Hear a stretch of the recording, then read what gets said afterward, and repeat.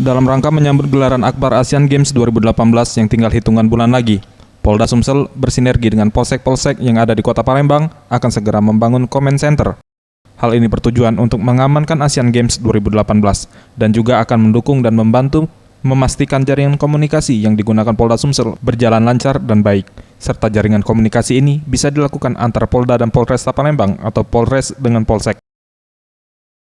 Menurut Kepala Bidang Teknologi Informasi Polda Sumsel, Kombes Pol Latif Maulana Said mengatakan, nantinya comment center akan dibekali peralatan seperti face recognition atau pengenalan wajah bagi pelaku tindak kejahatan, pengenalan plat nopol, kemudian pemasangan CCTV di 12 venue tempat digelarnya pertandingan dan di titik rawan kecelakaan lalu lintas dan tindak kriminal. Direncanakan sebanyak 865 kamera yang akan disebar di beberapa titik di Kota Palembang. CCTV sudah dipasang secara paralel, ya, akan kita gelar terus. Total kamera akan kita gelar lebih kurang 865 kamera.